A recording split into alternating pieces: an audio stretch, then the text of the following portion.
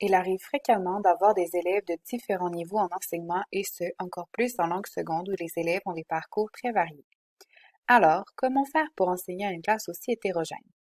C'est une question importante à se poser afin de pouvoir bien planifier nos séances et ce, sans avoir à planifier une activité différente pour chaque élève. Il est donc de mise d'utiliser la différenciation pédagogique afin de nous faciliter la tâche et en même temps de faciliter les apprentissages de tous. La flexibilité pédagogique, qui est une manière de différencier, est une des réponses à cette hétérogénéité.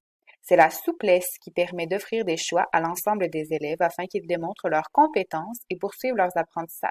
Mais la tâche, les exigences et les critères d'évaluation restent communs à tous les élèves. Dans cette capsule, nous vous présenterons les 4 éléments de la flexibilité pédagogique, soit le contenu, la structure, le processus et la production, qui seront accompagnés d'exemples réalisables dans votre enseignement. Le premier élément qui fait l'objet de flexibilité pédagogique correspond au contenu, c'est-à-dire ce sur quoi la tâche va porter. Les contenus englobent les compétences, les connaissances et les stratégies du programme de formation. Voici des exemples applicables en salle de classe. Animer un remue-ménage. Proposer des phrases modèles. Proposer une variété de sujets pour rejoindre les intérêts des apprenants. Permettre l'accès à des ressources externes comme le dictionnaire, un imagier, un cahier de notes, etc. L'environnement d'apprentissage est le deuxième élément qui influence beaucoup le rendement et la motivation des apprenants. La différenciation de la structure concerne donc le climat et le fonctionnement de la classe. En tant qu'enseignant, on peut donc jouer sur le temps des activités et sur l'aménagement des lieux. Par exemple, on peut varier le temps alloué à une activité en fonction des besoins de chacun, ainsi que le type de regroupement des apprenants et l'aménagement matériel de la classe, par exemple, la disposition des pupitres.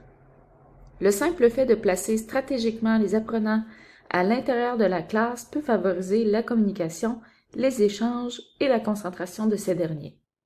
Il est également possible d'aménager des espaces de travail dans la classe afin d'offrir des endroits propices à la collaboration entre étudiants. Par exemple, on peut installer une table haute avec des tabourets. On peut aussi créer un coin de lecture dans la classe. Enfin, l'objectif est d'organiser la disposition de la classe et le climat selon les besoins des apprenants afin de soutenir leur motivation tout au long des apprentissages. Le troisième élément qu'il est possible de différencier correspond au processus, c'est-à-dire à la manière dont la tâche va être réalisée par l'apprenant. Le rôle de l'enseignant est de choisir des activités et des situations d'apprentissage et d'évaluation qui vont privilégier certaines stratégies, certains outils et supports, ainsi qu'un degré d'étayage qui va varier en fonction des besoins des apprenants.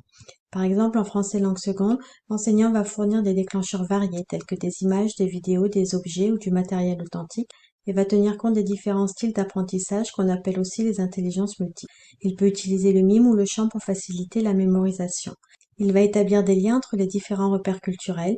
Il peut permettre la lecture par l'enseignant ou par un père des textes et consignes lorsque la compétence à lire n'est pas évaluée, permettre de travailler en binôme ou permettre l'utilisation d'outils supplémentaires comme du matériel de lecture préenregistré, un dictionnaire phonétique, des logiciels de traduction ou de reconnaissance vocale pour faciliter l'écriture. Finalement, il est également possible de différencier les productions, c'est-à-dire le véhicule de communication qui permet de démontrer l'apprentissage des apprenants. Plusieurs moyens peuvent en effet être utilisés pour évaluer l'apprentissage des élèves. Par exemple, pour vérifier la compréhension des étudiants à la suite de la lecture d'un texte, on peut proposer aux élèves de répondre à des questions à l'oral ou à l'écrit. On offre ici un choix quant à la présentation finale des travaux, mais cela ne modifie en rien l'objectif.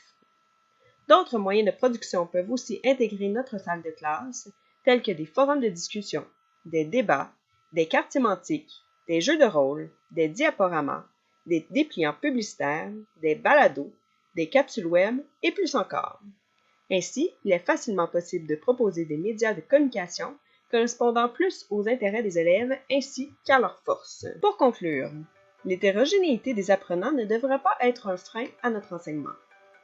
En utilisant la flexibilité pédagogique, c'est-à-dire en offrant des variantes au niveau des contenus, des structures, des processus et des productions, il est possible de donner un enseignement différencié et adapté aux besoins de chaque étudiant sans avoir à planifier différentes activités pour les différents niveaux. Bien que nous ayons parlé majoritairement de la différenciation en salle de classe, il est important de ne pas oublier de prévoir des évaluations qui correspondent aux objectifs des différents niveaux de nos élèves.